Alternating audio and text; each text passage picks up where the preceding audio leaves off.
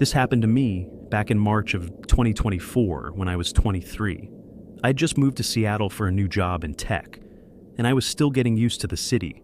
I didn't know many people yet, so I spent a lot of my free time exploring different neighborhoods, trying new coffee shops, and just walking around to get my bearings. I'm originally from a small town in Ohio, so the whole big city thing was still pretty new to me. One thing I really loved about Seattle was how walkable it was.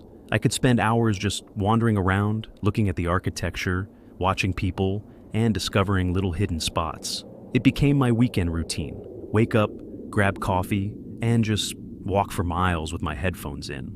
It was therapeutic, honestly. I was dealing with a lot of stress from the new job and being away from my family for the first time, so these walks really helped clear my head. Anyway, this particular weekend in March, I decided to check out Capitol Hill. I'd heard it was a cool neighborhood with vintage shops and good food, so I figured why not. I parked my car near a coffee shop and started walking. I probably spent 3 or 4 hours just browsing stores, grabbing lunch at this amazing Thai place, and taking pictures of street art. Around 4 p.m., I started heading back to my car. That's when my phone buzzed with a notification I'd never seen before. It said something like, "Airtag detected near you," and explained that an unknown Airtag had been moving with me for several hours. At first I thought it was a mistake, or maybe someone else's Airtag that just happened to be in the same area as me. I'd heard about Airtags but didn't own any myself, so I wasn't super familiar with how they worked. The notification had an option to play a sound to help locate it, so I clicked that just out of curiosity. A few seconds later, I heard this faint beeping sound. It was coming from my bag. My heart immediately started racing. I stopped dead in my tracks on the sidewalk and just stared at my backpack. I was carrying this small black backpack that I always took on my walks. It had my wallet, keys, portable charger, and some random stuff in it. I quickly unzipped it and started pulling everything out right there on the street. People were probably looking at me like I was crazy, but I didn't care. I found it tucked into one of the small side pockets, this little white disc about the size of a coin, an Airtag. I'd never put it there. I had no idea how it got there. My hands were literally shaking as I held it. The realization hit me all at once. Someone had been tracking me. I immediately looked around, scanning the street for anyone suspicious, but there were just normal people walking by, going about their day. No one was staring at me or acting weird. I felt this wave of nausea wash over me. How long had this been in my bag? The notification said it had been detected moving with me for several hours, but what if it had been there longer, and my phone just hadn't detected it until now? I thought back to all the places I'd been that day. The coffee shop, the vintage stores, the restaurant, all these crowded public places where someone could have easily slipped it into my bag without me noticing. Or maybe it had been there even longer, from another day. I had no way of knowing. I stood there for probably 5 minutes, just trying to process what was happening. Part of me wanted to just throw the Airtag in the trash and forget about it, but I knew I needed to report it. I pulled up Google and searched for what to do if you find a tracking device on you. Everything I read said to contact the police immediately. So that's what I did. I called 911 and explained the situation. The dispatcher was really helpful and told me to stay in a public area until an officer could meet me. I walked back to that Thai restaurant I'd eaten at earlier and waited inside. The staff were really nice about it when I explained what was happening. 2 officers showed up about 20 minutes later. I showed them the Airtag and told them everything. They took it as evidence and asked me a bunch of questions about where I'd been that day, if I'd noticed anyone following me, if I had any ex-boyfriends or anyone who might want to track me. I said no to all of it. One of the officers explained that this was becoming a more common problem, people using Airtags to stalk others. He said the fact that my iPhone had alerted me was actually a safety feature Apple had built, and specifically to prevent this kind of thing. If an Airtag that isn't registered to you is detected moving with you, your phone will eventually notify you. But he also said that not everyone gets these notifications right away, and Android users often don't get them at all unless they have a specific app downloaded. That made me feel even worse. What if I hadn't been using an iPhone? What if my phone hadn't alerted me? The officers told me they'd try to track down who owned the Airtag, but they warned me that it might not lead anywhere. Apparently, people who do this kind of thing often register the AirTags with fake information or burner Apple IDs. They recommended I check my belongings regularly for any unknown devices and to be more aware of my surroundings. They also suggested I file a restraining order if I figured out who it was. After they left, I just sat in my car for a while, feeling completely violated. Someone had been tracking my every move, knowing where I lived, where I went, what my routines were. It made my skin crawl. I drove home and immediately checked my entire apartment for any other tracking devices. I went through every bag, every coat pocket, under furniture, everywhere. I didn't find anything else, but I barely slept that night. Every little sound made me jump. For the next few weeks, I was paranoid. I'd check my phone constantly for any AirTag notifications. I'd inspect my bags and car before going anywhere. I stopped going on my solo walks for a while because I just didn't feel safe. The police did eventually contact me and said they'd tracked the AirTag to an Apple ID, but it was registered under a fake name with a prepaid email address. Dead end. They said without any other evidence or a suspect, there wasn't much they could do. They flagged the AirTag in their system and told me to contact them immediately if anything else happened, but that was it. To this day, I still have no idea who was tracking me or why. Was it someone random who saw me in a coffee shop and decided to follow me? Was it someone from work? A neighbor? I've driven myself crazy trying to figure it out, but I probably never will. The whole experience completely changed how I move through the world now. I'm constantly looking over my shoulder. I check my belongings obsessively. I vary my routines so I'm less predictable. It's exhausting, honestly. The worst part is knowing that whoever did this is still out there, and they might be doing it to someone else. I think about that a lot. What if there are other people walking around right now with AirTags in their bags and their phones haven't alerted them yet? It's terrifying. I ended up moving to a different apartment a few months later, partially because of this and partially because my lease was up anyway. I needed a fresh start.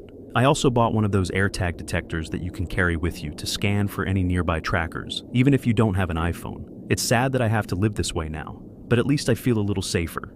If there's anything good that came from this, it's that I'm way more careful now, and I've told all my friends about it. A lot of them had no idea this was even a thing people were doing.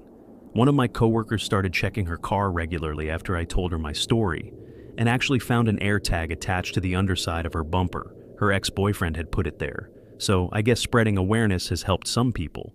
But yeah, I still think about that day all the time. The fact that someone was watching me, following my location in real time, and I had no idea. It makes me sick. And the scariest part is that if I hadn't been using an iPhone, or if my phone had taken longer to detect it, who knows what could have happened. This story happened to my girlfriend about 6 months ago, and it still freaks me out to think about. Her name is Jessica, and at the time, she was 25 and working as a nurse at a hospital in Portland. She'd been having issues with her car randomly dying on her, so she'd taken it to a mechanic, and they needed to keep it for a few days to figure out what was wrong. During that time, she was taking Ubers to and from work since the hospital was too far to walk, and public transit from her apartment was kind of a nightmare with all the transfers she'd have to make. Anyway, she'd taken probably 5 or 6 Uber rides over the course of 3 days. Nothing seemed out of the ordinary. All the drivers were polite, the rides were uneventful, and she made it to work and back home safely every time. On the 4th day, which was a Friday, she finally got her car back from the mechanic. Turned out it was just a bad battery and some corroded cables, so it was a pretty easy fix. She was relieved to have her car back because taking Ubers was getting expensive, even though her insurance covered some of it. That night, she drove to my place and we were planning to have a quiet weekend in, just watching movies and ordering takeout. We were maybe 2 hours into our movie marathon when her phone started buzzing with notifications. At first, she ignored it because we were in the middle of a scene, but it kept buzzing over and over. She finally grabbed her phone to check what was going on, and that's when she saw it. Multiple notifications saying, AirTag detected moving with you, and AirTag has been tracking your location. Her face went completely pale. She showed me her phone, and I immediately felt this pit in my stomach. I knew what AirTags were, and I'd heard stories about people using them to track others, but I never thought it would happen to someone I knew, let alone my girlfriend.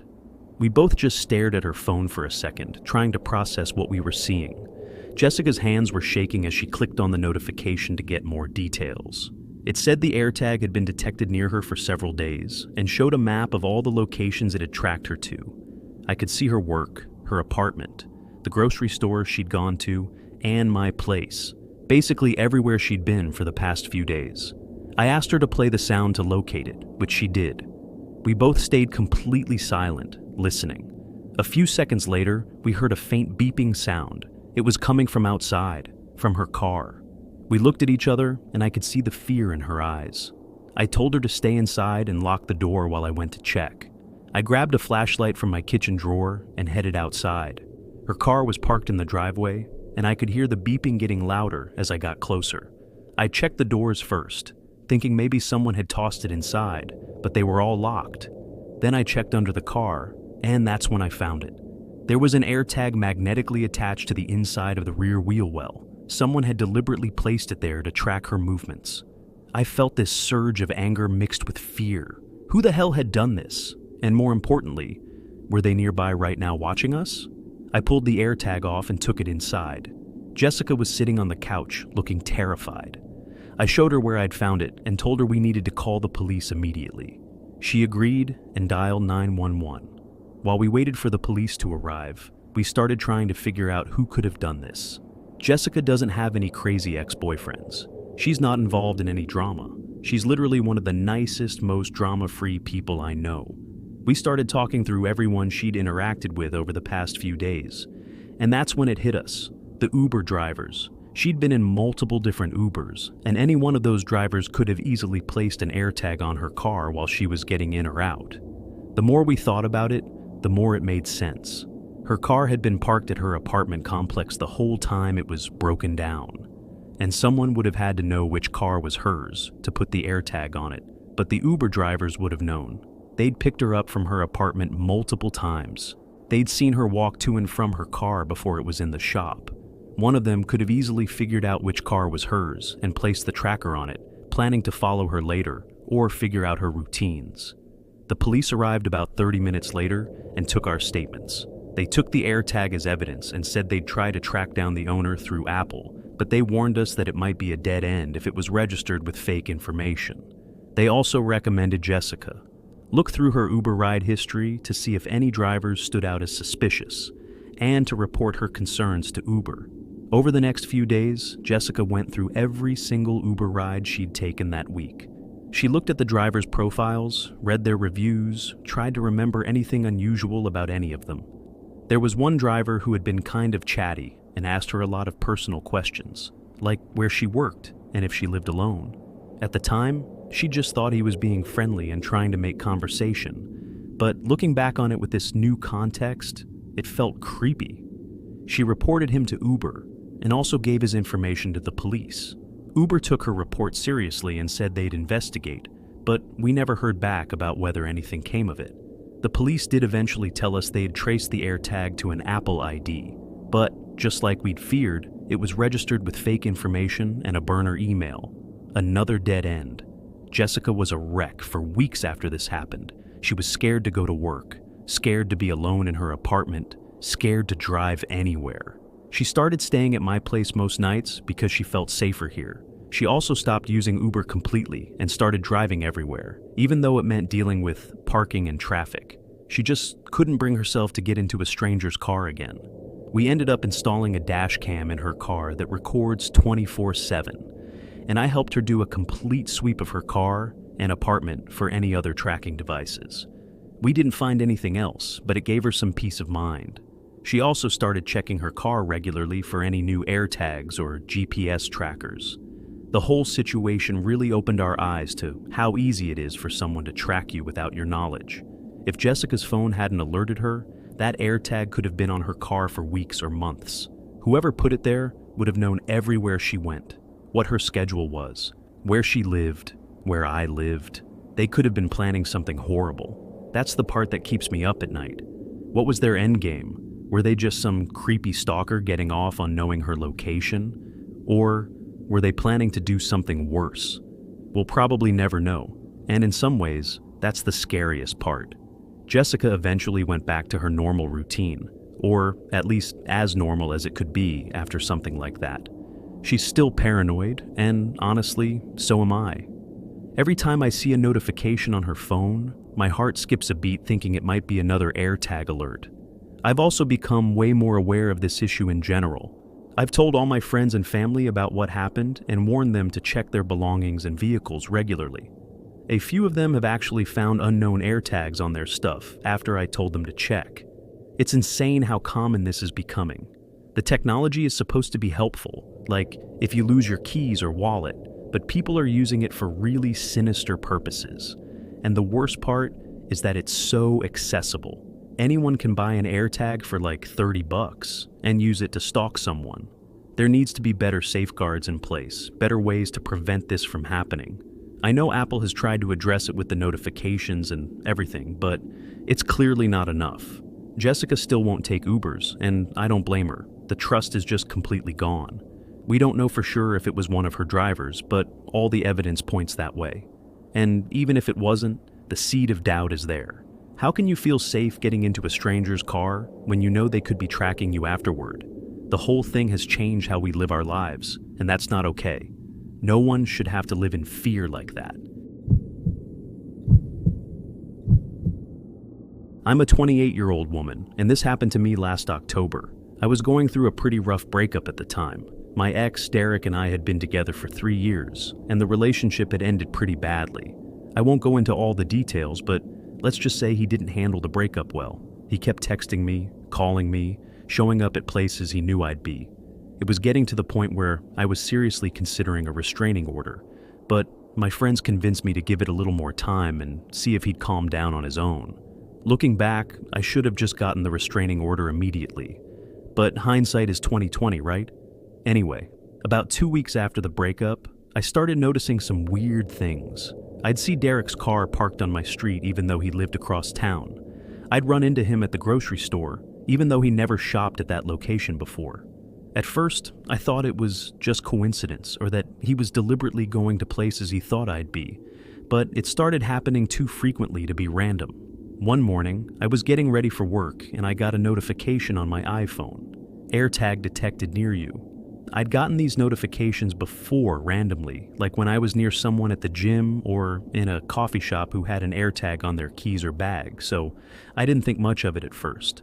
But then I kept getting the notification over and over throughout the day, at work, at lunch, on my drive home. That's when I realized this wasn't just someone near me with an Airtag. This was an Airtag that was moving with me, following me everywhere I went. I felt this cold dread wash over me. I immediately knew it was Derek. Who else would be tracking me? I clicked on the notification to get more information, and it showed me a map of all the places the Airtag had been tracking me. It had my home, my work, the gym, the grocery store, my best friend's house, everywhere I'd been for the past 2 weeks. My heart was pounding so hard I thought I might have a panic attack. I tried to play the sound to locate the Airtag, but I couldn't hear anything. I was sitting in my car in my work parking lot at this point, so I got out and checked inside my car first, going through the glove box, under the seats, in the door panels, everywhere. Nothing. Then I popped the trunk and checked there. Still nothing. I was starting to panic. Where the hell was it? Then I remembered reading somewhere that people sometimes attach Airtags to the outside of vehicles using magnetic cases. I got down on the ground and started checking the underside of my car, feeling around the wheel wells, the bumper, the chassis. My hands were filthy, and I probably looked insane to anyone walking by, but I didn't care. Finally, I felt it. There was a small, flat magnetic case attached to the inside of my rear bumper, and inside was an Airtag. I ripped it off and just stared at it in my hand.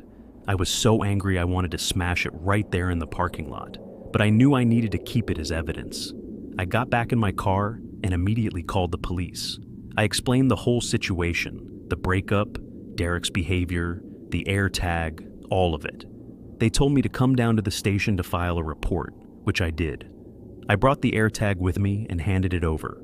The officer I spoke with was really understanding and took my statement seriously. He said that tracking someone without their consent is illegal in most states and that I definitely had grounds for a restraining order now. He also said they'd investigate the Airtag and try to confirm it was registered to Derek. I filed for a restraining order that same day.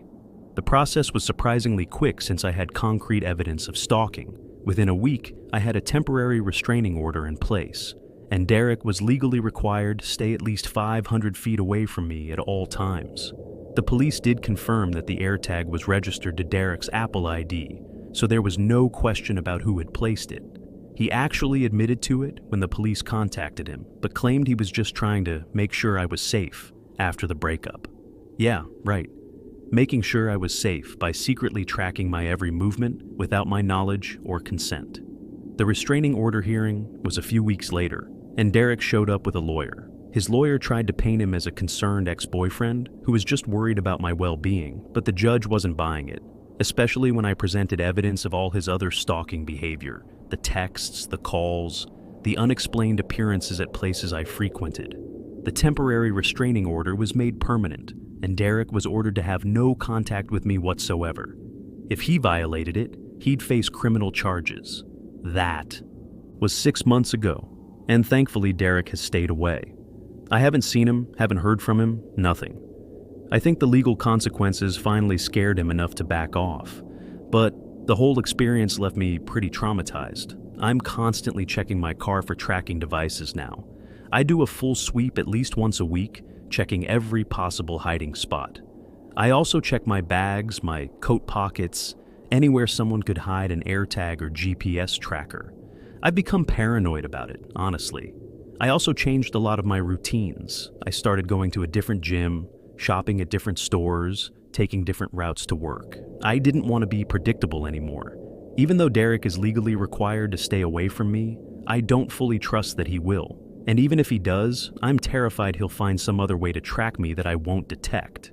The AirTag situation also made me realize how vulnerable we all are. These devices are so small and easy to hide, and most people have no idea they're being tracked until their phone alerts them, if it even does. I've read stories about people who were tracked for months without knowing because they had Android phones and didn't get the notifications. It's terrifying. I've since downloaded every tracking detection app I could find, and I have alerts set up on my phone to notify me immediately if any unknown Bluetooth device is detected near me. I probably seem crazy to some people, but I don't care. My safety is more important than worrying about what other people think. I've also become an advocate for spreading awareness about this issue. I've told everyone I know about what happened to me and warned them to check their vehicles and belongings regularly. A few of my friends have actually found unknown AirTags after I told them to check, which is both validating and horrifying. It means this is happening to more people than we realize. One thing that really bothers me is how easy it is to do this to someone. Derek bought an AirTag, stuck it to my car, and tracked me for 2 weeks before I even knew. He didn't need any special skills or equipment. He didn't need to hack into my phone or install spyware. He just needed $30 and 30 seconds to attach it to my car. That's it. And if I hadn't been using an iPhone, I might never have known. There needs to be better regulation around these devices. I know Apple has tried to implement safety features, but it's not enough. The fact that someone can track you for days or even weeks before you get notified is unacceptable. And the fact that Android users often don't get notified at all unless they download a specific app is even worse. I also think there should be some kind of registration system that requires you to provide real identification when you buy an AirTag. So, if it's used for illegal purposes, the police can easily track down the owner. Right now, people can just register them with fake names and burner emails, which makes them basically untraceable. Anyway, I'm doing better now. I'm in therapy to help deal with the trauma from the stalking and the relationship in general. I've started dating again, though I'm a lot more cautious now. I make sure any guy I date knows about my situation early on, just so there are no surprises. Most guys have been understanding, though a few have been weirded out by my paranoia about being tracked. Those guys don't get a second date. I need someone who understands why I check my car every week and why I vary my routines. If you can't understand that, then you're not the right person for me. The whole experience has changed me in ways I didn't expect. I'm more vigilant, more aware of my surroundings, more protective of my personal information. In some ways, it's made me stronger, but in other ways, it's made me more fearful and less trusting. I hate that Derek took that from me. I hate that I have to live this way now, constantly looking over my shoulder, constantly checking for tracking devices. But I'm surviving, and that's what matters. And if my story can help even one person avoid the same situation, then it's worth sharing. This happened to my sister about 8 months ago, and it still makes my blood boil every time I think about it. My sister, Rachel, is 31 and lives in Austin, Texas. She's a real estate agent, so she's constantly driving around the city showing properties to clients. She's always been independent and confident, the kind of person who's not easily scared or intimidated. But what happened to her shook her to the core, and honestly, it scared the hell out of our entire family. It started in early March. Rachel had just listed a really nice property in a wealthy neighborhood, and she'd been getting a lot of interest from potential buyers. One of the people who contacted her was a guy named Brian. He seemed normal enough at first, professional in his emails, asked all the right questions about the property. They scheduled a showing for a Thursday afternoon. Rachel said the showing went fine. Brian seemed interested in the house, asked about the neighborhood, the schools, all the typical stuff. He mentioned he was relocating to Austin for work and was hoping to find something quickly. Rachel gave him her business card and told him to reach out if he had any questions or wanted to see the property again. Over the next week, Brian contacted her several more times. He wanted to see other properties, which wasn't unusual. Rachel showed him 3 or 4 more houses, but she started to get a weird vibe from him.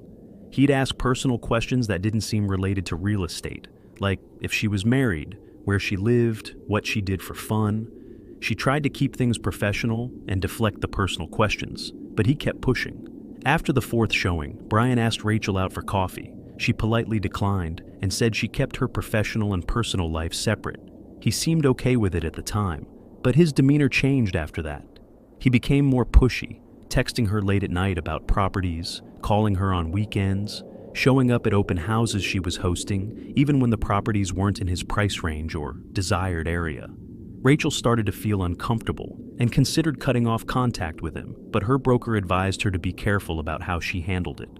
Rejecting clients outright could lead to bad reviews or complaints, and in real estate, your reputation is everything. So she tried to maintain professional boundaries while still being polite. One morning, Rachel woke up to a notification on her iPhone. Airtag detected near you. She'd never seen this notification before and wasn't sure what it meant, so she clicked on it to learn more. The notification explained that an unknown Airtag had been detected moving with her and showed a map of locations it had tracked. Rachel's heart sank. The map showed her home, her office, several properties she'd shown that week, and even her gym. Someone had been tracking her every movement. Her first thought was Brian. He was the only person in her life who'd been acting weird lately, and he'd had access to her car multiple times during showings. It's common for real estate agents to drive clients to properties, and Brian had ridden in her car at least 3 times. He could have easily planted an AirTag without her noticing. Rachel immediately tried to locate the AirTag by playing the sound. She was in her apartment at the time, so she started by checking her purse, her coat pockets, her work bag. Nothing. Then she went down to the parking garage where her car was parked and checked there. She heard the beeping coming from inside her car. After a thorough search, she found it tucked under the driver's seat, wedged into a small gap in the seat track. It was in one of those black magnetic cases, deliberately hidden. She pulled it out and felt this mix of anger and fear. Who does this to someone? She called me right away, and I could hear the panic in her voice. I told her to call the police immediately, which she did. The police came to her apartment and took a report. They took the AirTag as evidence and said they'd investigate. Rachel also told them about Brian and his increasingly inappropriate behavior. They said they'd look into him, but warned that it might be hard to prove unless the AirTag was registered to him. Rachel also contacted her broker and explained what was happening. Her broker immediately said to cut off all contact with Brian and to document everything in case they needed it for legal purposes. Rachel sent Brian a formal email stating that she could no longer work with him and that all future contact should go through her broker. Brian responded almost immediately, claiming he didn't know what she was talking about and that he'd been nothing but professional. He denied having anything to do with the AirTag and even had the audacity to act offended that she'd suggest such a thing. But Rachel wasn't buying it, neither were the police. A few days later, the police confirmed that the Airtag was registered to an Apple ID with the name Brian Thompson, which matched the name of her former client. They brought him in for questioning, and apparently he initially denied everything. But when they showed him the evidence, the Airtag registration, the timeline of when it was placed in Rachel's car, coinciding with when he'd been a passenger, and testimonies from other real estate agents who'd had similar experiences with him, he finally admitted to it. Turns out, Brian had a history of doing this to women he became obsessed with. He'd used AirTags to track at least 3 other women before my sister, including 2 other real estate agents. He'd never been caught before because the other women either didn't notice the AirTags or didn't report them. Rachel's report was the first one that led to a formal investigation and charges. Brian was arrested and charged with stalking and unlawful use of a tracking device. He ended up pleading guilty and was sentenced to 18 months in jail, plus probation, and a restraining order, preventing him from contacting Rachel or the other victims. He was also required to register as a sex offender in Texas, though I'm not entirely sure of the legal specifics around that. Rachel was relieved that he was caught and convicted, but the whole experience really messed her up. She became paranoid about meeting new clients, especially male clients. She started insisting on meeting clients at properties rather than picking them up, and she always told her broker and me exactly where she was going and when to expect her back. She also started checking her car daily for any tracking devices. Our dad even bought her one of those RF detectors that can pick up signals from hidden cameras or GPS trackers, not just AirTags. She sweeps her car with it at least once a week. The worst part is that this whole situation made Rachel question her career. Real estate requires you to be accessible, to meet strangers, to let people into your car, and into your personal space to some extent. The nature of the job made her vulnerable, and she hated that. She actually considered quitting and finding a different career, but she'd worked so hard to build up her business and reputation that she couldn't bring herself to do it. Instead, she implemented a bunch of new safety measures. She only meets clients during daylight hours now. She always meets them at the property rather than picking them up. She has a check-in system with her broker where she texts before and after every showing, and she carries pepper spray at all times. I hate that she has to live this way now. She used to love her job, loved meeting new people, and helping them find their dream homes. Now there's always this underlying fear and suspicion. She can't fully trust any new client, especially men, because she's always wondering if they have ulterior motives. It's really sad. Our whole family was shaken by this. I started checking my own car regularly for tracking devices, and I told all my friends about what happened to Rachel. Several of them had no idea AirTag stalking was even a thing, and a couple of them actually found unknown AirTags on their belongings after I warned them to check. It's way more common than people realize, and it's terrifying. What really pisses me off is how easy it is for someone to do this. Brian spent like $30 on an AirTag, stuck it under her seat, and tracked her for weeks. If her phone hadn't alerted her, he could have been tracking her for months. He knew where she lived, where she worked, where she went to the gym. He could have done anything with that information. The fact that he had a history of doing this to other women makes it even worse.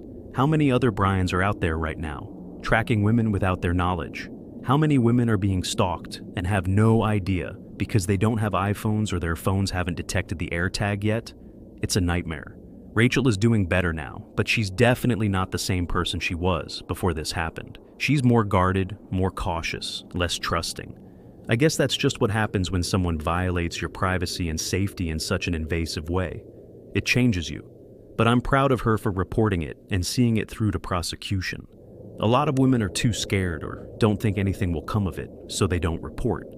Rachel's bravery led to Brian being caught and prevented him from doing this to anyone else. This happened to me back in January of this year, and I'm still kind of processing it, honestly. I'm 26 years old and I work as a bartender at a pretty popular spot in the downtown Nashville. The job is great most of the time, good tips, fun atmosphere, and I genuinely like most of my coworkers. But there's one aspect of bartending that can be really uncomfortable. And that's dealing with customers who get a little too friendly or don't understand boundaries. I'm a pretty outgoing person, and part of my job is to be friendly and make conversation with customers. That's how you get good tips, right?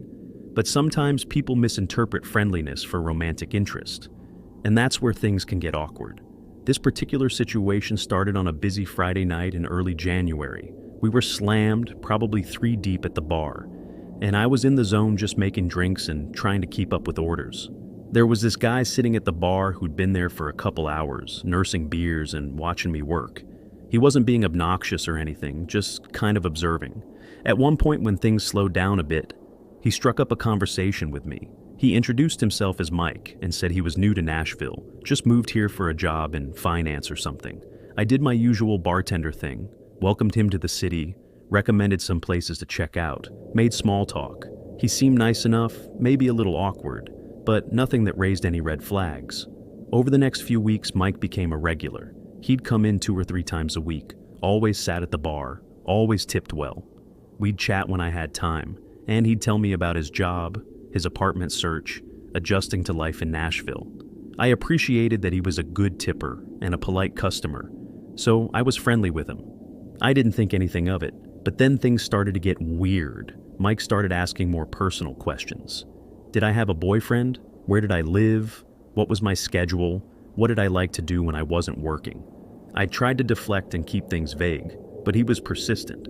He also started staying later and later, sometimes until close, even on nights when the bar was dead and he was one of the only customers.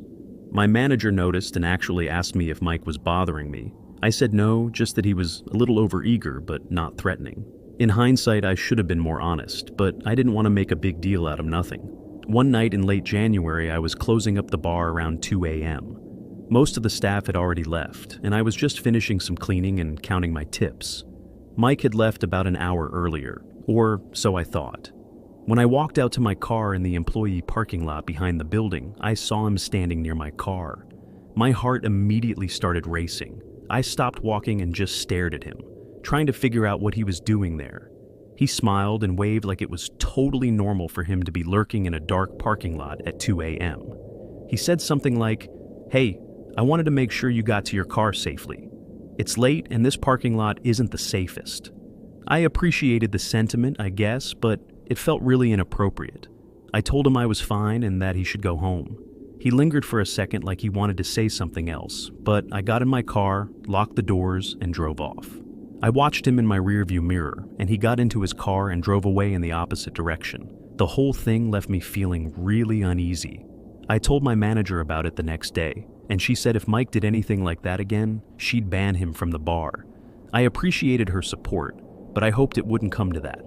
I didn't want drama, and honestly, I felt a little guilty because Mike had been a good customer overall. But my gut was telling me something was off. A few days later, I got the notification on my iPhone. Airtag detected near you. I was at home, just hanging out in my apartment when it popped up.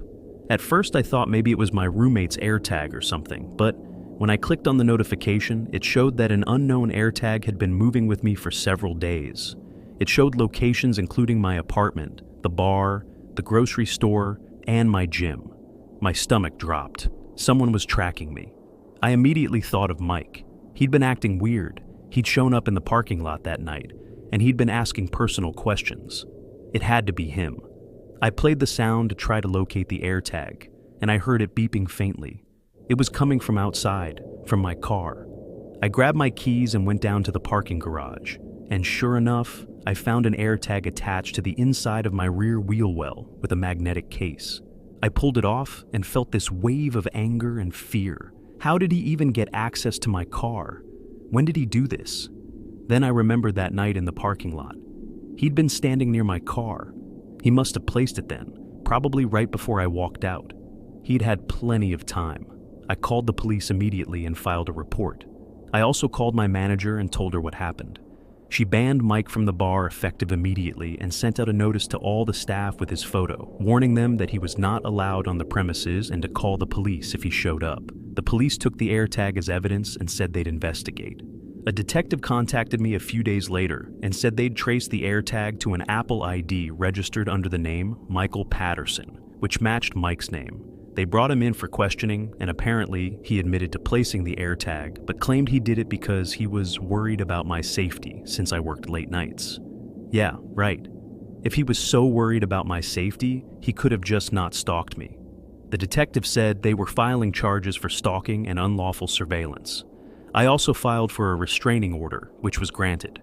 Mike wasn't allowed to come within 500 feet of me, my apartment, or my workplace. The whole thing was a huge relief, but also really disturbing. I kept replaying all our interactions in my head, wondering if there were signs I'd missed or if I could have prevented it. My manager and coworkers were super supportive, but I still felt violated. Someone had been tracking my every move for days, maybe longer, and I'd had no idea. I started checking my car obsessively after that, like multiple times a day. I'd crawl under it with a flashlight and check every possible hiding spot for GPS trackers or AirTags. I also became way more cautious at work. I stopped engaging in long conversations with customers, especially male customers who came in alone. I kept things professional and brief. My tips probably took a hit because I wasn't as friendly as before, but I didn't care. My safety was more important than money. The worst part was the fear that Mike might violate the restraining order. Just because a piece of paper says he has to stay away doesn't mean he actually will. I was constantly looking over my shoulder, checking to see if he was following me, scanning parking lots for his car. I even changed my routines, started going to a different gym, shopping at different stores, taking different routes home from work. I hated that I had to live that way, but I felt like I didn't have a choice. A few weeks later, the detective called me and said Mike had been formally charged and was awaiting trial. He'd also been fired from his job when his employer found out about the charges, which felt like some kind of justice, I guess. The trial was a few months ago, and Mike ended up taking a plea deal. He pleaded guilty to stalking and was sentenced to 6 months in jail, plus 3 years probation and a permanent restraining order. He's also not allowed to own or use any tracking devices, and he has to attend counseling. It's not as much time as I would have liked, but at least he's being held accountable. I testified at his sentencing hearing and gave a victim impact statement. I talked about how his actions made me feel unsafe in my own home and at my workplace, how I'd become paranoid and anxious, how it had affected my relationships and my job performance. I wanted him to understand the real consequences of what he did, and I also wanted the judge to take it seriously. I think it helped. The judge was pretty harsh with him during sentencing.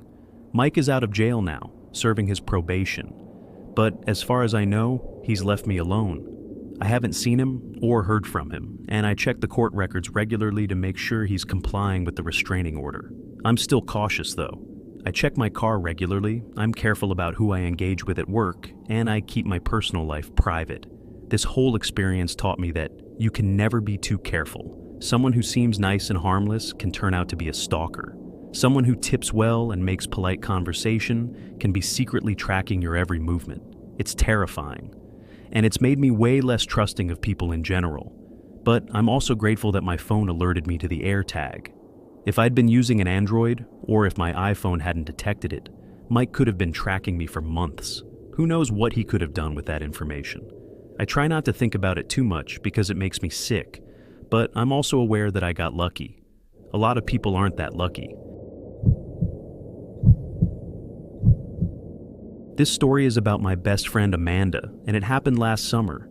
Amanda is 29 and works remotely for a tech company, which means she's home most of the day. She lives alone in a small house in a quiet suburb outside of Denver, and she's always been pretty independent and security conscious. She has a Ring doorbell, cameras around her property, the whole 9 yards. So, when this happened to her, it was especially shocking because she'd taken so many precautions. It started in July. Amanda had been noticing some weird things around her house, small stuff that she initially brushed off as coincidence or her imagination. Like, she'd come home and feel like things had been moved slightly, or she'd hear noises outside at night that she couldn't explain. Her trash bins would be in different positions than she'd left them, or she'd find footprints in her flower beds. She checked her Ring cameras, but they hadn't captured anything suspicious, which she found strange. At one point, she even called me and asked if she was being paranoid. I told her to trust her gut, that if something felt off, it probably was. I suggested she file a police report just to have it documented, but she didn't want to make a big deal out of it if it was nothing. Then one afternoon in late July, Amanda got a notification on her iPhone. Airtag detected near you. She was working from home at the time, sitting at her desk in her home office, and she immediately felt a chill run down her spine. She clicked on the notification and saw that an unknown AirTag had been detected moving with her. The map showed her house, the grocery store, her friend's house, her gym, basically everywhere she'd been over the past several days. Amanda told me later that she felt like she might throw up. Someone was tracking her, and she had no idea who or why. She immediately tried to play the sound to locate the AirTag. She heard it beeping, and it was coming from somewhere inside her house. Inside her house. Not in her car, not in her purse, but inside her actual home. She started tearing through her house, checking every room, every closet, every drawer. She checked her bags, her coat pockets, her shoes, everywhere. The beeping was faint and hard to pinpoint, but it sounded like it was coming from her bedroom. She went into her bedroom and started searching more systematically. Under the bed, in the nightstands, in her dresser drawers. Nothing. Then she checked her closet, and that's when she found it. There was an AirTag tucked into the pocket of a jacket she hadn't worn in weeks. But here's the thing, she'd never put it there. Someone else had. Amanda called me in a panic, and I told her to call the police immediately. She did, and they arrived within 20 minutes. She showed them the AirTag and explained everything. The weird occurrences around her house, the feeling that someone had been inside, all of it. The officers took it seriously and did a full sweep of her house to make sure no one was currently inside. They also checked her cameras and her locks. Everything seemed secure, but one officer noticed something. The back door, which Amanda always kept locked, showed faint scratches around the lock, like someone had picked it. Amanda swore she hadn't noticed them before. The police took the AirTag as evidence and told Amanda to document everything, change her locks, and consider staying with a friend or family member until they figured out who was responsible. Amanda came to stay with me that night. She was terrified, and honestly, so was I. The idea that someone had been inside her house without her knowledge, multiple times probably, was absolutely horrifying. Over the next few days, the police investigated. They traced the AirTag to an Apple ID, but it was registered with fake information, which was a dead end. They canvassed Amanda's neighborhood to see if anyone had seen anything suspicious or had security footage, but nothing useful turned up. Without any clear suspects or evidence, there wasn't much more they could do. They increased patrols in her neighborhood and told her to call immediately if anything else happened. Amanda decided to upgrade her security system. She got better cameras with motion detection, added sensors to all her doors and windows, and even got a security system that would alert her and the police if anyone tried to break in. She also changed all her locks and added deadbolts. But even with all those precautions, she didn't feel safe in her own home anymore. She'd jump at every little noise, check the cameras constantly, and barely slept. I felt so bad for her. After about 2 weeks of staying with me, Amanda decided she needed to move. She couldn't shake the feeling that whoever had been tracking her knew where she lived and might come back. She put her house on the market and started looking for a new place in a different neighborhood. It sold pretty quickly, thankfully, and she moved into a condo in a secured building with a doorman and 24/7 security. She said she needed that extra layer of protection to feel safe again. The scariest part about this whole situation is that Amanda never figured out who did it. To this day, she has no idea who was tracking her or why. The police never identified a suspect. It could have been a neighbor, a delivery person, a service worker who'd been in her house, or just some random creep who'd been watching her. The not knowing is almost worse than knowing, because it means the threat could still be out there. Amanda has become extremely cautious since then. She checks her belongings regularly for tracking devices. She sweeps her new condo with an RF detector every week. She's careful about who she lets into her home, and always double checks that doors and windows are locked. She even got a guard dog, a German shepherd named Max, who makes her feel safer. But the psychological damage has been done. She doesn't feel as independent or secure as she used to. This whole experience really opened my eyes to how vulnerable we all are. Someone was able to break into Amanda's house, plant a tracking device, and monitor her movements without her knowledge for who knows how long. and the technology made it so easy for them. An Airtag costs $30 and is the size of a coin. You can hide it almost anywhere, and unless the person you're tracking has an iPhone and gets a notification, they'll never know. It's terrifying. I've since become much more vigilant about my own security. I check my apartment regularly for tracking devices. I have cameras and a security system. I'm careful about who I give my address to and who I let into my home. And I've told everyone I know about what happened to Amanda because I think people need to be aware of how easily this can happen. Amanda is doing better now, but she's not the same person she was before this happened. How could she be? Having your sense of safety and privacy violated like that changes you. She's working with a therapist to deal with the trauma, and she's slowly starting to feel more comfortable in her new place. But she'll probably always have that underlying fear that it could happen again. And the worst part is, we still have no answers. Who was tracking her? What were they planning to do with the information? Were they casing her house to rob her? Were they planning something worse? We'll never know, and that uncertainty is haunting. Amanda deserves to know who violated her privacy and why, but she probably never will, and that's the scariest part of all. I'm a 24-year-old guy, and this happened to me about 4 months ago. I know most of the Airtag stalking stories you hear about involve women, but it can happen to men too, and I'm proof of that. I live in Chicago and work as a freelance graphic designer, so I'm usually home, working on my laptop or out at coffee shops. I'm pretty low-key, don't really have any enemies or drama in my life. So what happened to me was completely out of left field. It started in July. I'd been seeing this girl, Melissa, for about 3 months. We'd met on a dating app and really hit it off. She seemed great at first, fun, interesting, attractive, the whole package. But as the relationship progressed, I started noticing some red flags. She was really jealous and possessive. She'd get upset if I hung out with friends without her, or if I took too long to respond to her texts.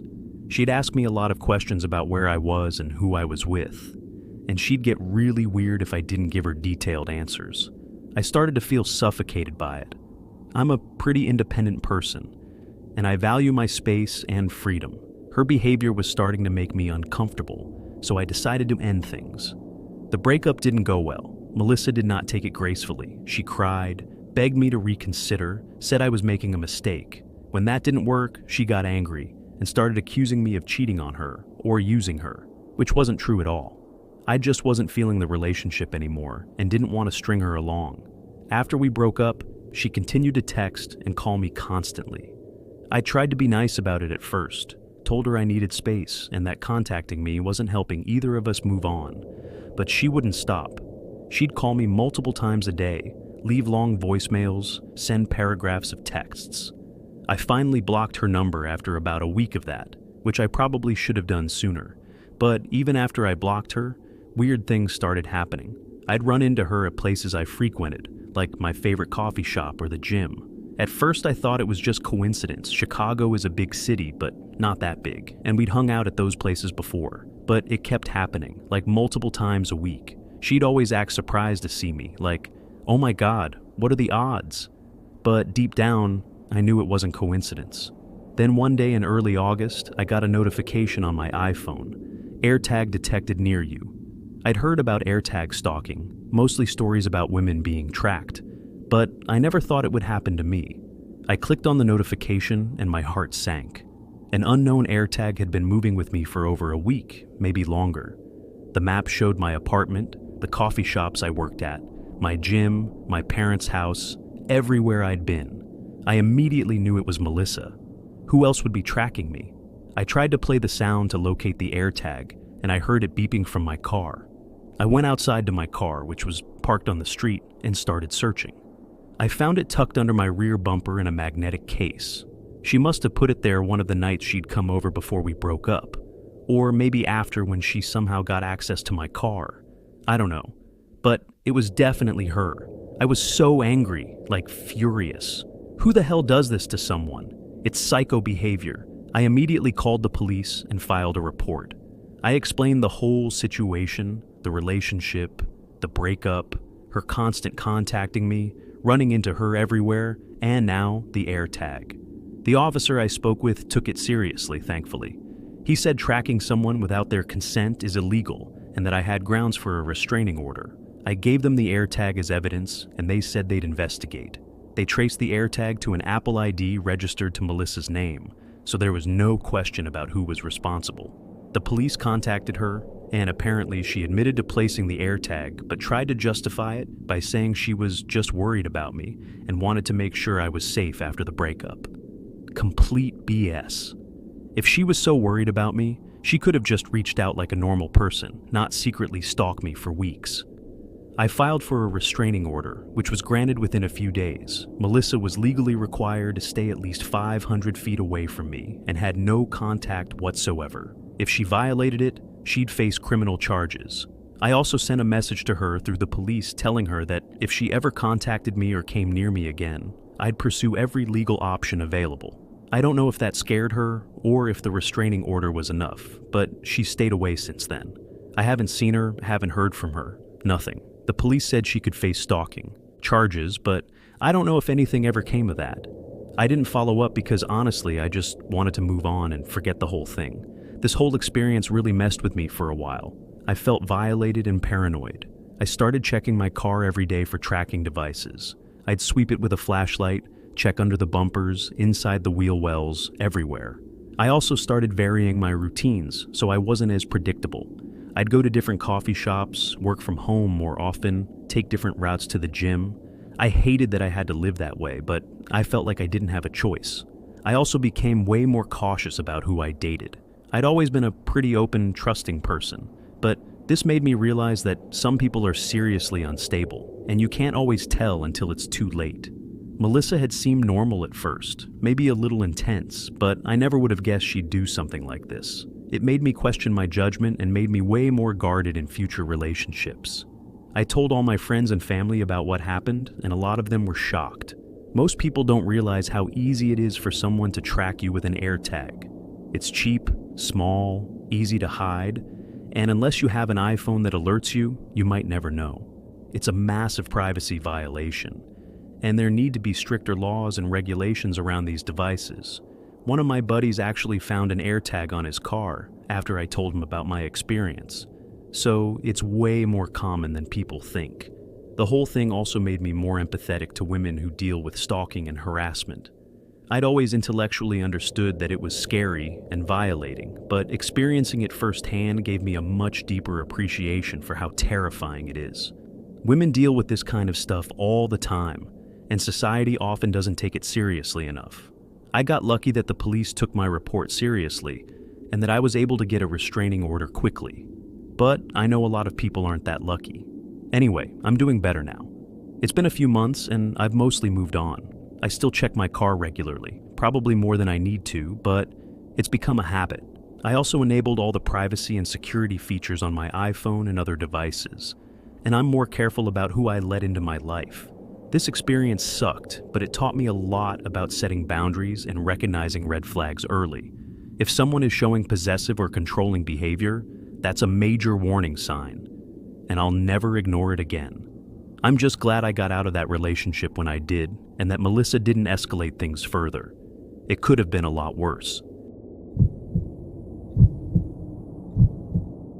This is my story, and it happened about a year ago. I'm 30 years old and I work as a journalist for a mid-sized newspaper in Atlanta. My job involves a lot of investigative reporting, which sometimes means I'm covering controversial topics or looking into people who don't want to be looked into. It comes with the territory, and I've always been aware that it could potentially make me a target, but I never actually thought someone would try to track me or threaten me because of my work until it happened. In October of last year, I was working on a pretty big story about corruption in a local government office. I won't go into too many details because the story is still somewhat sensitive, but basically, I was investigating allegations that certain officials were accepting bribes and misusing public funds. It was a months-long investigation with a lot of sources, documents, and legal risks. My editor and I were being very careful about how we handled it, because we knew it could blow up if we got anything wrong. During the investigation, I started noticing some weird things. I'd get anonymous calls with no one on the other end. My car was broken into, but nothing was stolen, which was strange. and I had this gut feeling that I was being followed, though I could never confirm it. I mentioned it to my editor, and he said to be careful and to let him know immediately if anything else happened. He also suggested I talk to the police, but I didn't have any concrete evidence of a threat, so I wasn't sure what they could do. Then, one morning in late October, I woke up to a notification on my iPhone. Airtag detected near you. My stomach immediately dropped. I knew what it meant. Someone was tracking me. I clicked on the notification and saw that an unknown AirTag had been moving with me for several days. The map showed my apartment, my office, the courthouse where I'd been reviewing documents, and several other locations related to my investigation. Whoever was tracking me knew exactly what I was working on and where I'd been. I felt this mix of fear and anger. This was clearly related to my investigation. Someone I was looking into, or someone connected to them, was tracking me to either intimidate me or figure out what I knew and who I was talking to. It was a blatant attempt to interfere with my reporting, and it was terrifying. I immediately tried to locate the AirTag. I heard it beeping, and it was coming from my work bag. I dumped everything out onto my bed and found it tucked into a small inner pocket that I rarely used.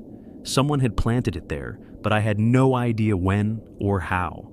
I thought back to all the places I'd been over the past week, all the people I'd interacted with. Had someone bumped into me in a coffee shop and slipped it into my bag? Had someone broken into my apartment or my car and planted it? I had no way of knowing. I called my editor immediately and told him what happened. He was furious and told me to call the police and our newspaper's legal team. I did both. The police took a report and took the AirTag as evidence. They said they'd investigate, but they warned me that if it was registered with fake information, there might not be much they could do. Our legal team was also concerned and recommended I take a break from the investigation until the police figured out who was responsible, but I refused. I'd worked too hard on this story to let someone scare me off. Instead, I doubled down. I became even more careful about my security. I started checking my belongings daily for tracking devices. I swept my apartment and car with an RF detector. I varied my routes and routines. I stopped working from home and only worked from the office where there was security. And I made sure someone always knew where I was and who I was meeting with. The police did eventually trace the AirTag to an Apple ID, but as suspected, it was registered with fake information. Dead end. However, they did take my situation seriously and increased patrols near my apartment and office. They also recommended I consider getting a restraining order if I identified a suspect, but without knowing who was responsible, that wasn't an option. A few weeks later, my story was published. It was a huge deal, made the front page, and led to an official investigation into the officials I'd been looking into. Several of them ended up resigning or being removed from office, and criminal charges were filed against a couple of them. I'm proud of the work I did, but the AirTag situation cast a shadow over the whole thing. To this day, I don't know for sure who planted it. My assumption is that it was someone connected to the officials I was investigating, either one of them directly or someone they hired. But I have no proof, and the police were never able to identify a suspect. The case is technically still open, but I'm not holding my breath for any resolution. This whole experience really changed how I approach my work. I'm still doing investigative journalism, but I'm way more cautious now. I take my security seriously. I check for tracking devices regularly. I'm careful about who I meet and where, and I've learned to trust my gut. If something feels off, I take it seriously and take precautions. I also became an advocate for better protections for journalists. What happened to me is not uncommon. Journalists, especially those doing investigative work, are increasingly being targeted with surveillance, harassment, and threats. It's a serious problem, and there need to be stronger laws and protections in place. I've spoken at journalism conferences about my experience and have worked with advocacy groups to push for better security training and resources for reporters. The AirTag situation also highlighted just how vulnerable we all are to this kind of surveillance. The technology is so accessible and so easy to use that anyone can track anyone else with minimal effort or expense. It's a huge privacy issue, and there need to be stricter regulations. Apple has tried to implement some safeguards, like the notifications when an unknown AirTag is detected, but it's not enough. The notifications don't always come right away, and Android users are even more vulnerable because they don't get automatic notifications at all. Looking back, I'm grateful that my iPhone alerted me to the AirTag. If it hadn't, I could have been tracked for weeks or months without knowing. Whoever was tracking me would have known every source I talked to, every document I reviewed, every move I made. They could have used that information to interfere with my investigation or worse. The fact that I was alerted probably saved my story and maybe even my safety. But I also recognize that I was lucky. A lot of people aren't that lucky. A lot of people are being tracked right now and have no idea. And that's terrifying. This experience taught me to never take my safety or privacy for granted. It taught me to be vigilant and proactive about security. And it taught me that there are people out there who will go to great lengths to silence or intimidate those who are trying to expose the truth. But I refuse to be silenced. I'm still doing the work I love, still holding powerful people accountable, still telling stories that need to be told. I'm just doing it with my eyes wide open now.